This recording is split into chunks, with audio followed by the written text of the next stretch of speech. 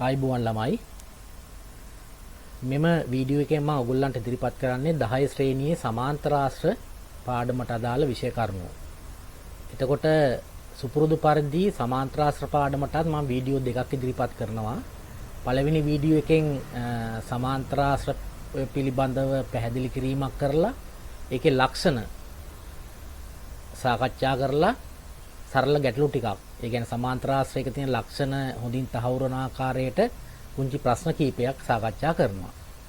ඊළඟට දෙවෙනි වීඩියෝ එකෙන් සමාන්තර ආශ්‍රිත ජ්‍යාමිතික ප්‍රශ්න කීපයක් සාකච්ඡා කරනවා. ඊට පස්සේ ඔයගොල්ලන්ට පුළුවන් මේ වීඩියෝ දෙක අධ්‍යයනය කරුවට පස්සේ තමන්ගේ 10 ශ්‍රේණියේ පොතේ තියෙන අභ්‍යාස ගැටලු විසඳන්න.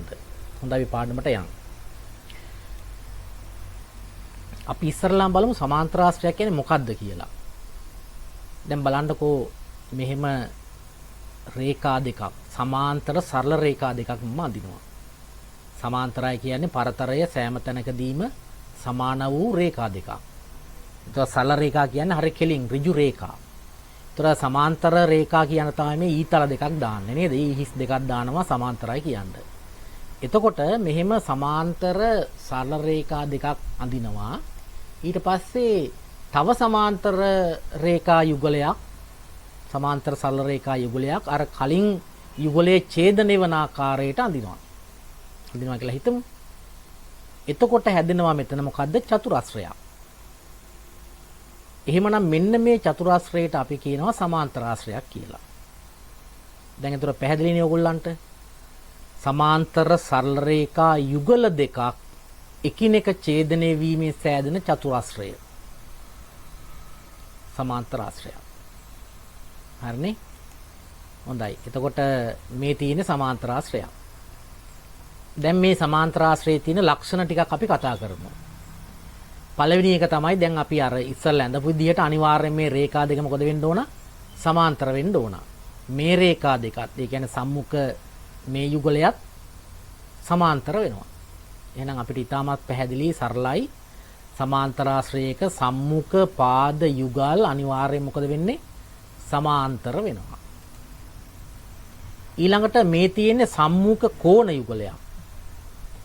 සමාන්තරාශ්‍රයක මේ සම්මුඛ කෝණ යුගලත් සමානයි. මේ දෙකත් සමානයි. මේ ලක්ෂණ දෙකක් වුණ කතා කරා. මොකද්ද? සම්මුඛ පාද සමාන්තරයි සම්මුඛ කෝණ සමානයි.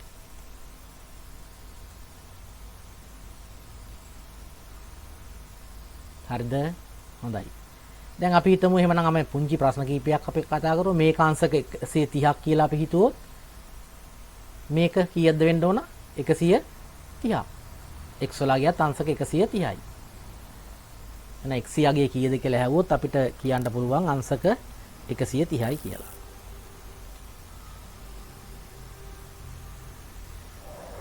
මෙම කෝණ යුගලයට මොකක් කියලාද අපි කියන්නේ? ඔයගොල්ලන්ට මතක ඇති. මතක නැත්තම් මම වෙනම වීඩියෝ එකක් දාලා තියෙනවා ඒකාන්තර අනුරූප මිත්‍ර කියලා වීඩියෝ එකක්. අන්න ඒක බලන්න. මේ කෝණ යුගලය අපි හඳුන්වන්නේ මිත්‍ර කෝණ යුගලයක් කියලා. මිත්‍ර කෝණ. මිත්‍ර කෝණ යුගලයක ලක්ෂණය රේඛා දෙක සමාන්තර නම් මිත්‍ර කෝණ යුගලයක ලක්ෂණය මොකද්ද? එකතු අංශක 180ක් වෙන්න ඕන. එහෙමනම් මේ කෝණ යුගලය අපි හඳුන්වන්නේ මිත්‍ර කෝණ යුගලයක්. අපෙන් අහනවා y වලාගේ කීයද කියලා. කීයක්ද වෙන්න ඕන? මේ දෙක එකතු 180 නම් y වලාගේ කීයක්ද වෙන්න ඕන? අංශක 50යි. දැන් මේ සමාන්තරාශ්‍රයේ ලක්ෂණ අනුව නේද අපි මේ උත්තර හොයන්නේ. සමාන්තරාශ්‍රයේ සම්මුඛ පාද සමාන්තර නිසා තමයි මේ 130 නම් මේක අංශක 50යි කියලා අපි ගත්තේ. එතකොට තව ලක්ෂණයක් තමයි මේක සමානයි කියන නිසා මේක 130 නම් මේකත් අංශක 130යි. එතකොට අර අපි කලින් ඉගෙන ගත්තු මේ සමාන්තර රේඛාශ්‍රිත කෝණ වල ලක්ෂණ මේවට යොදා ගන්නවා අපි. Z මොකද කියන්නේ? දැන් Z වලගේත් අපිට අර ලක්ෂණය දා ගන්න පුළුවන්. මේ දෙක එකතුවත් කීයද? 180යි. x වලගේ අපි හෙව්වනේ 130යි කියලා. එහෙනම් z වලගේත් කීයද අංශක 50යි. දැන් අර z සමානයි y කියන එක ඉබේටම එනව නේද? නිකම්ම එනවනේ. හොඳයි. දැන් අපි ওই ලක්ෂණ ඇසුරෙන් පුංචි අභ්‍යාසයක් කරමු. සමාන්තර ආශ්‍රයක තව ලක්ෂණ තියෙනවා.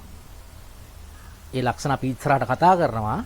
දැන්ට ඔය සම්මුඛ කෝණ සමානයි සම්මුඛ පාද සමාන්තරයි කියන ලක්ෂණ දෙක විතරයි මම කතා කරන්නේ. ඒ ඇසුරින් අපි සරල ප්‍රශ්න ටිකක් කතා කරමු. දැන් මේ රූප සටහන ඕගොල්ලෝ ඇඳ ගන්න. හරිද?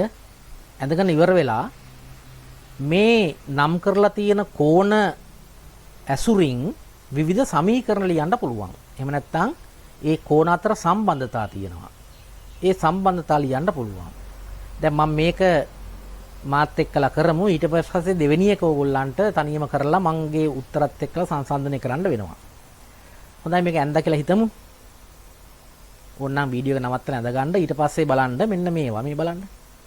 මේ කෝණ දෙක මේ රූප සටහනේ මේ කෝණ දෙක සමාන වෙන්න ඕනේ. ඇයි මේක සමාන්තර ආශ්‍රයක් නේ. පැහැදිලිව තියෙනවා සම්මුඛ පාද සමාන්තරයි කියලා. එහෙනම් අපිට ලියන්න පුළුවන් x සමානයි y කියලා. x සමානයි y කියන්නේ සමාන්තර ආශ්‍රයේ සම්මුඛ කෝණ. හොඳයි දැන් මම බලාපොරොත්තු වෙන්නේ අගයන් සෙවීම නෙමෙයි. මෙන්න මේ වගේ සම්බන්ධතාවයක් එහෙම නැත්නම් සමීකරණයක් ලියලා ඒකට හේතුව ලියන්න කියන එක තමයි මම කියන්නේ. එහෙනම් x සමානයි y සමාන්තර ආශ්‍රයේ සම්මුඛ කෝණ. ඔයගොල්ලන් ලියන්න පුළුවන්. ඒ වගේ තව බලමු. දැන් ඔයගොල්ලන්ටත් පේනවා ඇති. මේ දෙක. මේක සමාන්තර ආශ්‍රයක්නේ. ඒතර සම්මුඛ කෝණ වෙන්නේ මෙතන A මෙතන මේ මුළු කෝණයම ඒ කියන්නේ B ධන E. B ධන E තමයි මේ මුළු කෝණය. එහෙනම් මේ කෝණ දෙක සමානයිනේ. අපිට ලියන්න පුළුවන් A සමානයි B ධන E කියලා. හේතුව අරකමයි සමාන්තර ආශ්‍රය සම්මුඛ කෝණ. හරි. දැන් දෙකක් ලිව්වනේ. බලමු තව. මේ දෙක. මේ දෙක සමාන්තර නිසා මේ කෝණ යුගලය මිත්‍ර කෝණ කියලා අපි කතා කරුවානේ. එහෙනම් මේ දෙක එකතුව කීයක් වෙන්න ඕනද? 180යි. A ධන y සමාන 180යි මිත්‍ර කෝණ. පැහැදිලිද? හරි. අන්න ඒ වගේ දැන් මේ ජ්‍යාමිතික රූපයක් දිහා බලලා මේ වගේ සම්බන්ධතා අඳුනා ගන්න පුළුවන් නම් ඕගොල්ලන්ට ප්‍රශ්නයකට පිළිතුරු සැපීමේ තරම් අමාරු නෑ. ඒ අර සංකීර්ණ රූප සටහනේ ඇතුලේ තියෙන විවිධ සම්බන්ධතා ඒක නැත්නම් විවිධ ප්‍රමේයන් ඒවා ලියන්න පුළුවන් වීම තමයි ජ්‍යාමිතික ප්‍රශ්නයක් විසඳන්න තියෙන හොඳම ක්‍රමය. නැත්නම් ඒක පුහුණු වීමාට පස්සේ තමයි මේ වැඩේ කරන්න පුළුවන්. තව බලමු. මේ දෙක. ඒ දෙකත් සමාන්තර රේඛා මෙන්න මේ රේඛාවෙන් ඡේදන වෙලා තියෙනවා. සමාන්තර රේඛා දෙකක් තීර්යක් රේඛාවකින් ඡේදන වෙලා තියෙනවා. එහෙනම් මේවත් මොනවද? මිත්‍ර කෝණ. එහෙනම් අපිට ලියන්න පුළුවන් D ධන B සමානයි 180යි මිත්‍ර කෝණ. දැන් හතරක් ලියුවා. තව ඕගොල්ලන්ට පේන්නේ නැති ඕන තරම්. බලමු. C ධන y ධන B C ධන y ධන B. ඒක නම් හරිය ලේසියෙන් අපි දන්න එකක් නේ. ත්‍රිකෝණයේ කෝණ තුන එකතුවනේ 180යි. පැහැදිලිද? ඉතින් අන්න ඒ වගේ සම්බන්ධතා හඳුනා ගැනීම ඕගොල්ලෝ පුහුණු වෙන්න ඕන රූපයක් දිහා බලලා. හරි. දැන් ඔන්න එහෙමනම් ඕගොල්ලන්ට කරන්න තනියම කරන්න වැඩක්.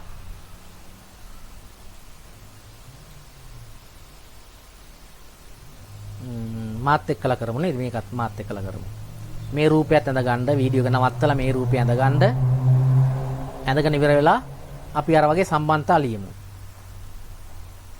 ඔන්න පළවෙනි එක මම ලියලා තිනවා A සහ F කියන්නේ සම්මුඛ කෝණ මෙන්න මේ සමාන්තර ආශ්‍රය. දැන් මෙතන සමාන්තර ආශ්‍රය දෙකක් තියෙනවා. රූපය ඇඳ ගන්න. හරි.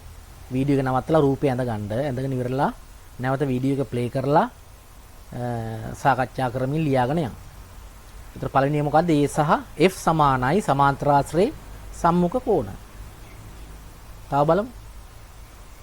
මෙතන ඔයගොල්ලෝ ලියන්න පුළුවන් මෙහෙම එකක්. A සහ C මොනවද? ඒකාන්තර. මෙන්න මේ සමාන්තර රේඛා යුගලය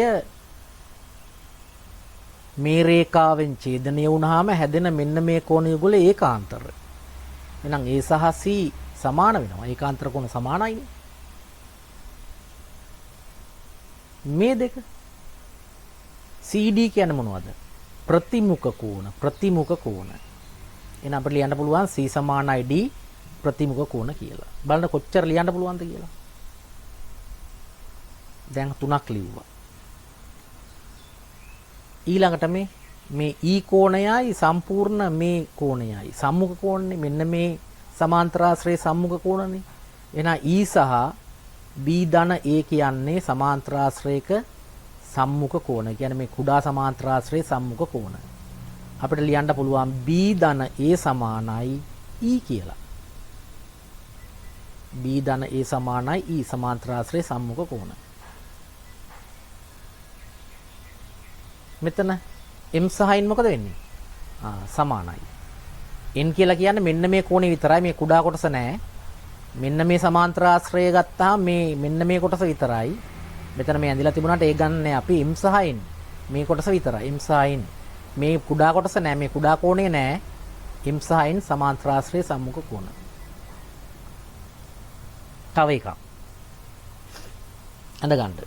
වීඩියෝ එක නවත්තලා ඇඳ ගන්න.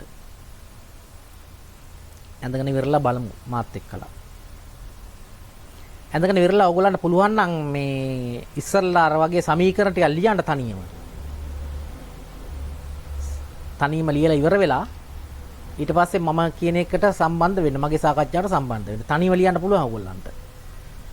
හරි, එහෙනම් වීඩියෝ එක නවත්තන්න, රූපය අඳින්න, Tamanට පුළුවන් තරම් ඒවා ලියන්න.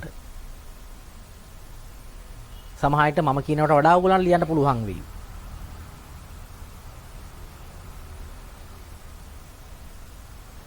හරි, බලමු. මෙන්න පළවෙනි එක M සහ N සමානයි සමාන්තරාශ්‍රයේ සම්මුඛ කෝණ. ඔයගොල්ලෝ ලියවද කියලා බලන්න. A ධන y සමානයි x. මේ මුළු කෝණයයි x කෝණයයි සම්මුඛ කෝණ. ඒකත් හරි. M සමානයි p. ඒ දෙක සමාන වෙනවා. ඇයි ඒ? මේ රූප සටහනේ වෘත්තයක් දීලා තියෙන නිකම්ම නෙමෙයි. වෘත්තයේ තියෙන ලක්ෂණات යොදා ගන්න කියන එකයි ඒ කියලා තියෙන්නේ. දැන් ළමයි අපි දන්නවා සමද්විපාද ත්‍රිකෝණයක සමාන පාදවල සම්මුඛ කෝණ සමානයි කියලා ප්‍රමේයයක්.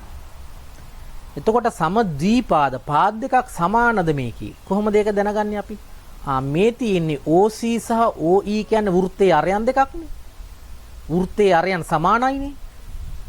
වෘත්තයේ අරයන් සමානයි. ඒ නිසා OC සහ OE සමාන බැවින් ඒවාට සම්මුඛ කෝණ වන M සහ P කියන කෝණ දෙක මොකද වෙන්නේ? සමානයි. එහෙනම් මම ලිව්වා M සමානයි P සමද්විපාද ත්‍රිකෝණයක සමාන පාදවල සම්මුඛ කෝණ. 3ක් ලිව්වා. බලන්න ඕගොල්ලෝ ඊළාද කියලා. තව එකක්. Z සමානයි A ධන M. ඒ මොකද්ද?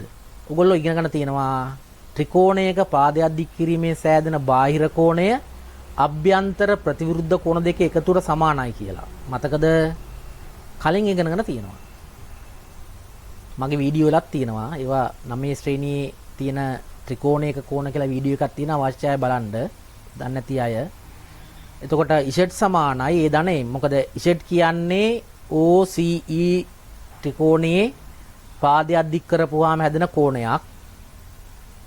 එතකොට ඒකේ අභ්‍යන්තරෝ පිහිටි, ඒකට අභ්‍යන්තරෝ පිහිටි ප්‍රතිවිරුද්ධ කෝණ දෙකක් තමයි මේ තියෙන්නේ. P කියන්නේ අභ්‍යන්තර කෝණයනේ. මේකට සම්බන්ධ මේක බාහිර කෝණය, මේක අභ්‍යන්තර කෝණය.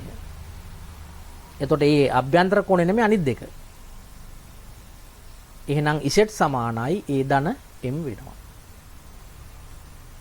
P සමානයි y. P සමානයි y. මොකද OABC සමාන්තරාශ්‍රය කියලා දීලා තියෙනවානේ. එහෙනම් සම්මුඛ කෝණ සමාන්තරයිනේ. සම්මුඛ කෝණ සමාන්තර නම් මේ රේඛා දෙක සමාන්තරයි කියලා ගත්තොත් මේ තියෙන්නේ ඡේදනය වෙච්ච රේඛාවක්. මේ කෝණ දෙක මොනවද? P සහ y කියන්නේ මොනවද? ඒකාන්තර.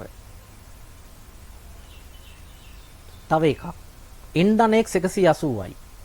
මේ රේඛා දෙක සමාන්තරයි. n ධන x 180යි.